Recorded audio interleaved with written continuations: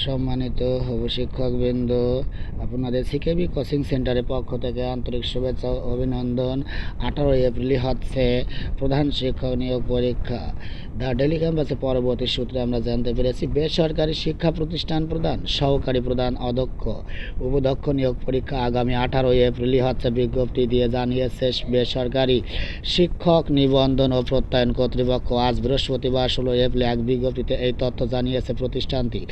এতে বলা হয়েছে, সকলের অবগতির জন্য জানা যাচ্ছে যে বেসরকারি শিক্ষক নিবন্ধন ও প্রত্যয়ন কর্তৃপক্ষ কর্তৃক আয়োজিত অষ্টম এনটিআরসিএ নিয়োগ পরীক্ষা 2026 আগামী 18 এপ্রিল শনিবার নির্ধারিত সময়ে অনুষ্ঠিত হবে এবং এই পরীক্ষার পরবর্তী যে ধাপগুলো আছে তা বিস্তারিত জানতে চ্যানেলটি আপনারা সাবস্ক্রাইব করে রাখুন। ধন্যবাদ ভিডিওটি দেখার জন্য।